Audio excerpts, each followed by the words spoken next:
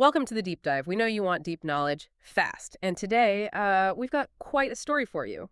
We're digging into a complex investigation out of Nation County, Iowa, starting way back in the summer of '96. It centers on Deputy Sheriff Carl Houseman. We've got his notes, forensic stuff, witness statements, a whole pile. And the story starts with, believe it or not, a local cop killed over a marijuana patch. But it spirals fast.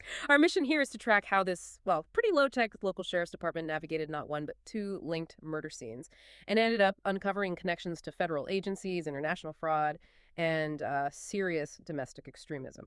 It all kicks off June 19th, 1996. Basil State Park. Think 25 square miles of dense woods, Iowa humidity like 94 degrees, supposedly routine surveillance of a pot patch. Turns into a deadly ambush. So let's trace how they get from that to, well, terror cells. Right. What jumps out immediately from Houseman's early notes is that the scene itself, the victims, it just wasn't right. It screamed, this is not standard. You had Special Agent Bill Kellerman from the Iowa Division of Narcotics Enforcement killed right there. Deputy Ken Johansson survived, thankfully. And then there was Howie Phelps, a local informant, a small-time doper, they called him.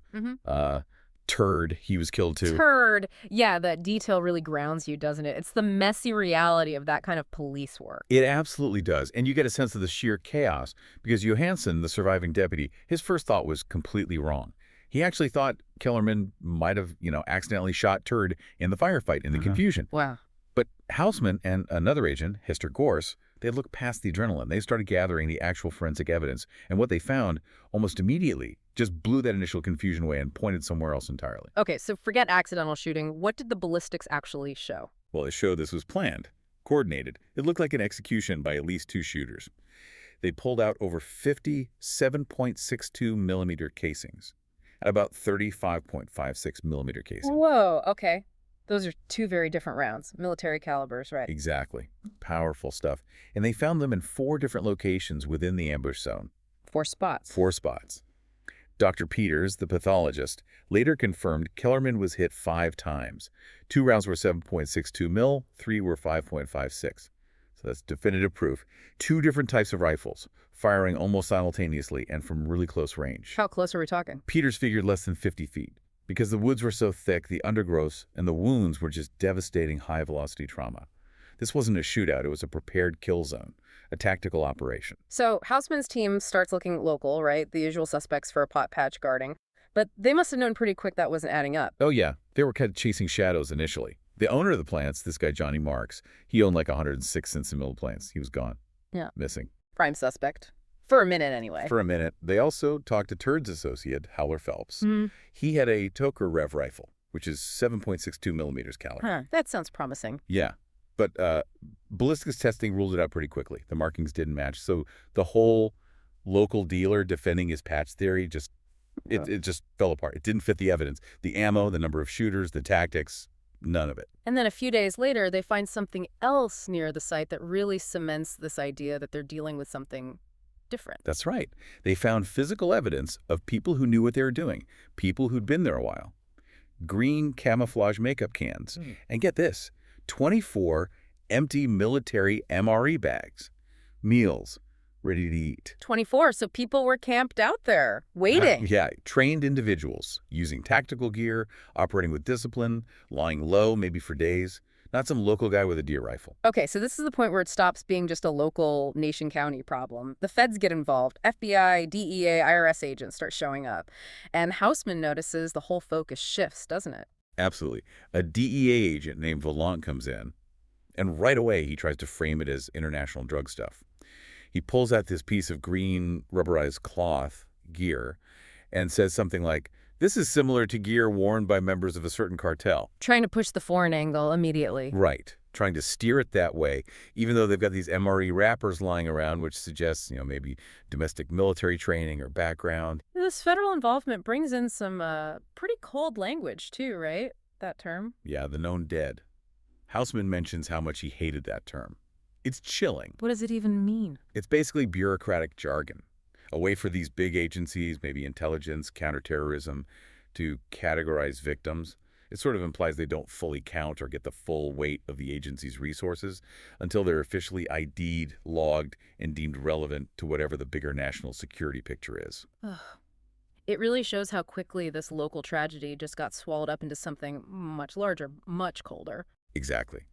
The Nation County murders became data points in a much bigger intel operation, almost instantly. So the focus shifts. They're now looking for potentially organized military trained cells, maybe foreign, maybe domestic.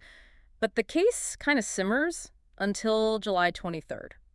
And it explodes again over something completely, almost ridiculously mundane. That's the incredible irony here. The next wave of violence starts because deputies are serving foreclosure papers. Just serving papers? Just papers. On a guy named Herman Stritch. He was known locally as a sort of generic tax protester, involved in some right-wing groups, but fundamentally, he was just the guy about to lose his farm. But it doesn't stay simple for long. Not at all. It turns into a siege situation. Yeah. Deputy Budd is killed. Sheriff Lamar Ridgway is very badly wounded.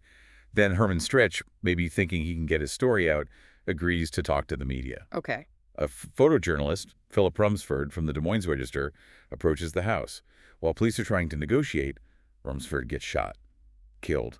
A journalist killed during a farm siege. This is getting way out of hand, and this is where the digital trail really heats up, right? This is the crucial link.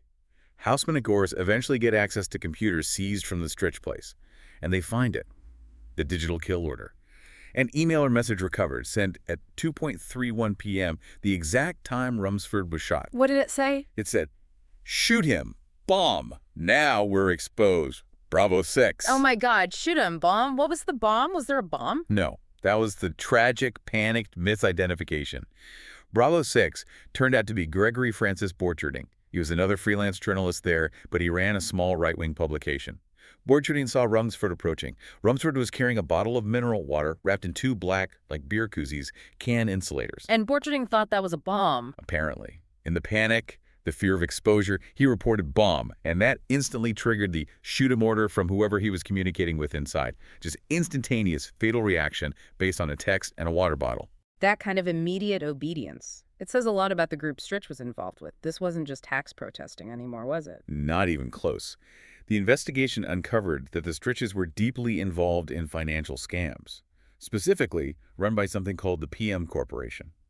Precious metals. What were they doing? Selling supposed shares in gold, located in Belize. But the money trail, it led directly to neo-Nazi groups. These groups were using PM Corp as a front to funnel money back into the U.S., funding militant organizations. Herman Stritch was basically a loyal foot soldier in a big money laundering and terror funding scheme. And who was running this whole show? Who was Bravo 6 reporting to? The figurehead, the guy corresponding with Herman, often through Borcherding, was this mysterious Colonel Gabriel. Eventually, the task force ID'd him. Jacob Henry Neuhauser, a former U.S. Army major.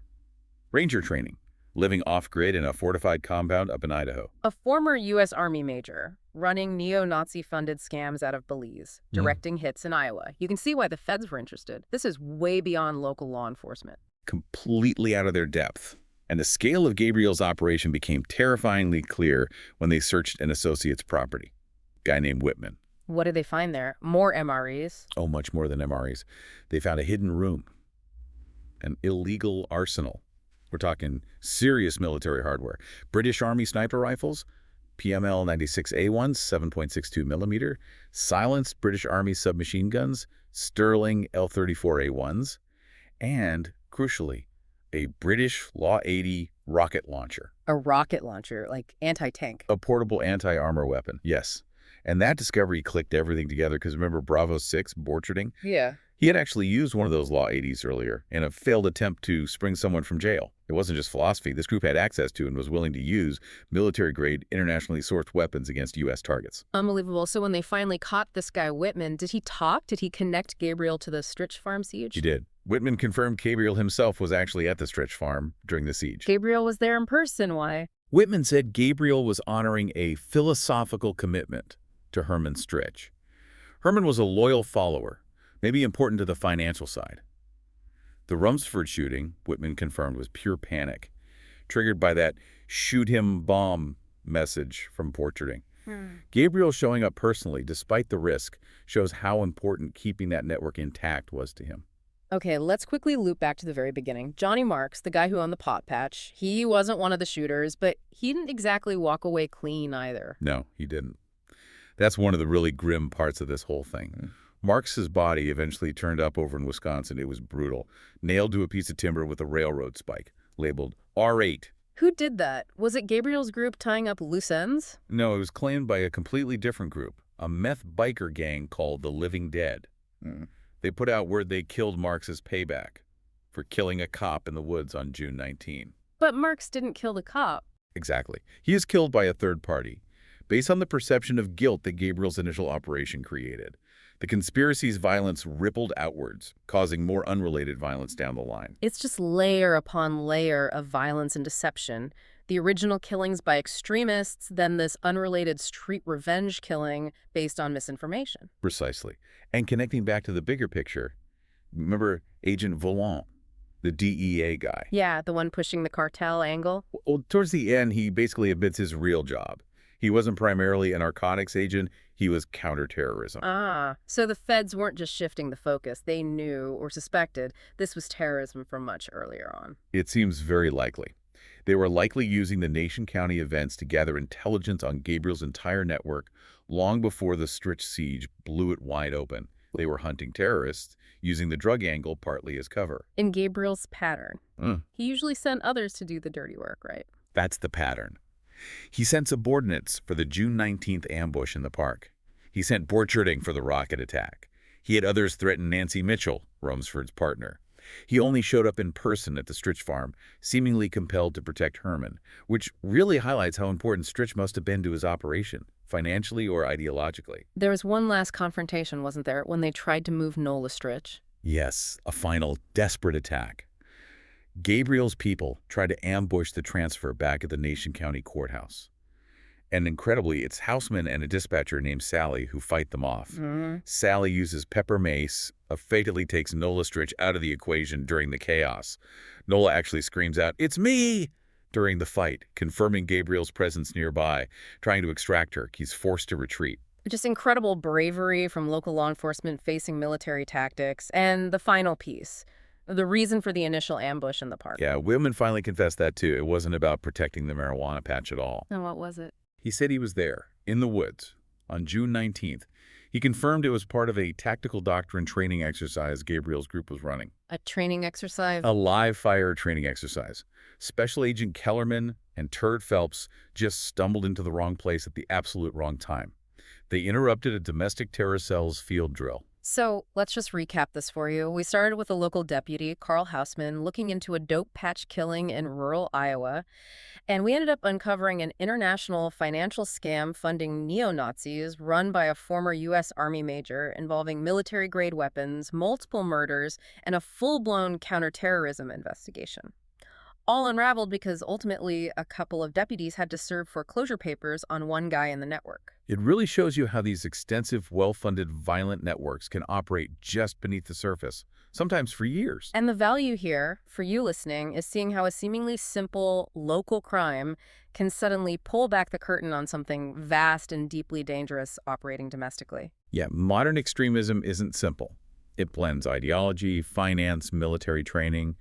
It's a complex package. Yeah. And sometimes the trigger that exposes it all is just random chance, a routine police action. Which leaves us with a pretty chilling final thought for you to consider.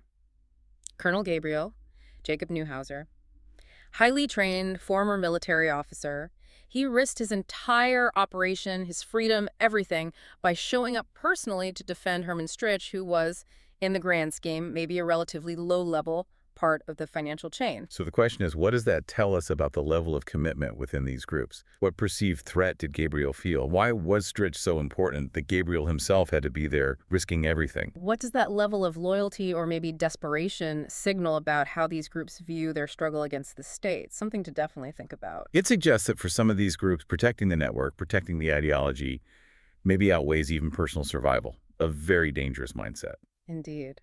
Plenty to mull over from this deep dive. Thanks for joining us. We'll catch you on the next one.